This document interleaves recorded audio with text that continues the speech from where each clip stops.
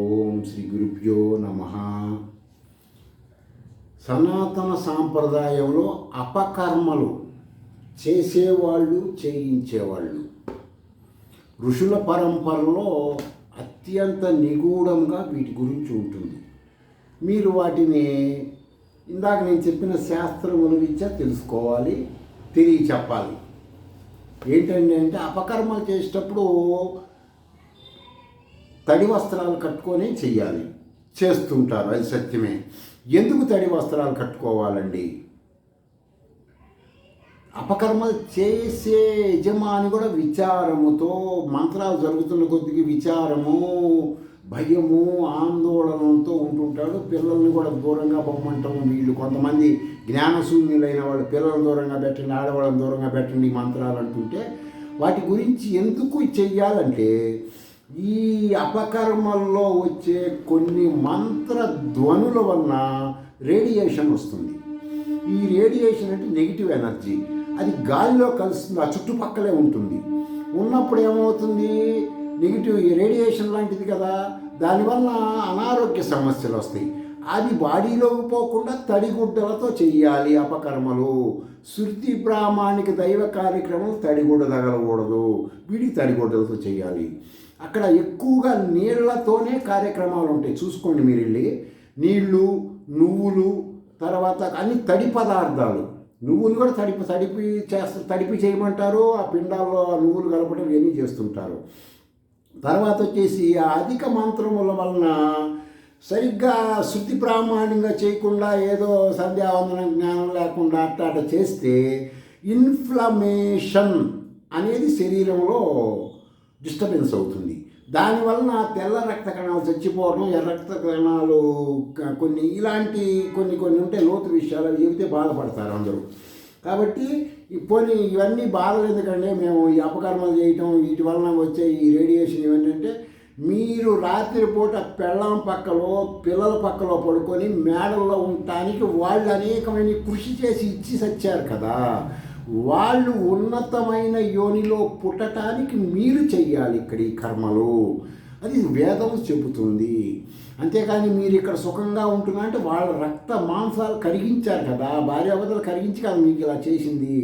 మీకు చదువులు చెప్పించారు, అనేక త్యాగాలు చేశారు కదా, దానికి ప్రతిఫలంగా వాడు ఇక్కడ ప్రేత శబ్దం వాడతాడు. కొంతమంది తెలియక తల్లిదండ్రుల పేరు చెప్పి పక్కన ప్రేతం అనగా అమ్మో మా నాన్న దయ్యమే.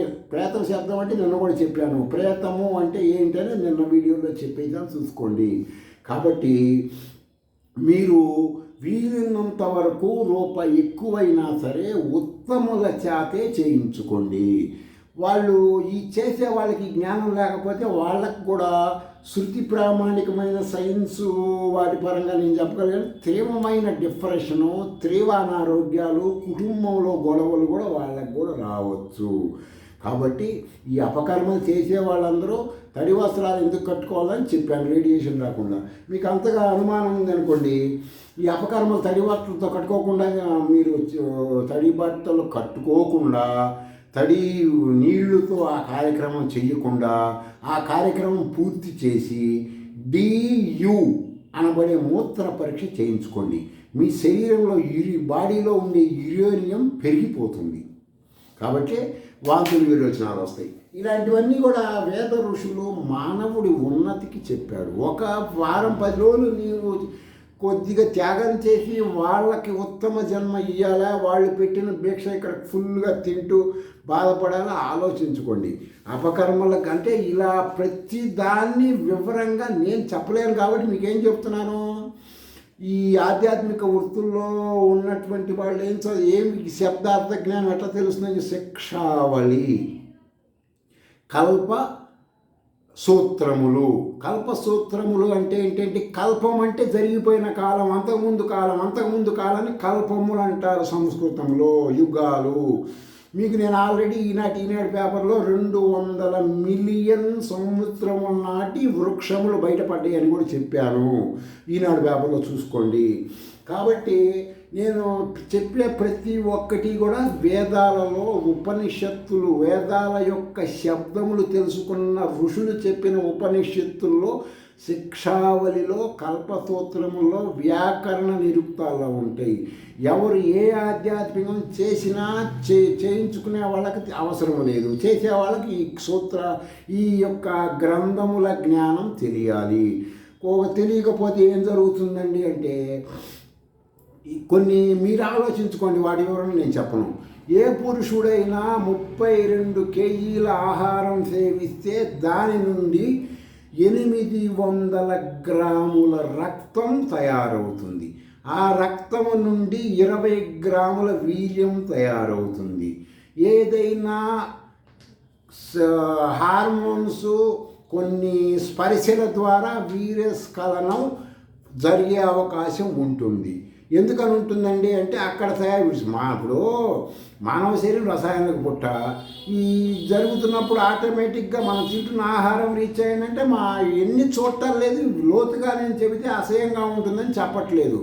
కాబట్టి ఈ యొక్క పుస్తకాలు నేను చెప్పిన వాటి జ్ఞానం ఉన్న విధంగా ఆధ్యాత్మికం చేస్తే ఏం జరుగుతుంది, హార్మోన్స్ మొత్తం ఎవడికి వాడు కంట్రోల్లో పెట్టుకోవచ్చు. ఇందాక ముద్రల గురించి చెప్పాను, ముద్రా శాస్త్రం తెలిసినా మొత్తం నీ వశం అవుతుంది. ఈ విధంగా 1 by 1 మీరు తెలుసుకోండి, ఆచరించండి. ఎవరిని ఇది వ్యక్తిగత విమర్శలుగా నేను చెప్పటం లేదు. వేదములలో ఉన్న ధర్మ జ్ఞానాన్ని ఋషులు చెప్పారు.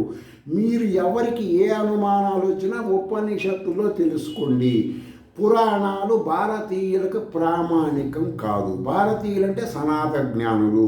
అజ్ఞానుల విద్యాపరులకే పురాణాల్లో ఊహాలోక భ్రమలతో కూడిని ఉంటాయి, శృతులలో ఉండవు. ఉన్నది ఉన్నట్టు ఉంటుంది. తెలుసుకోండి, ఆచరించండి. స్వస్తి.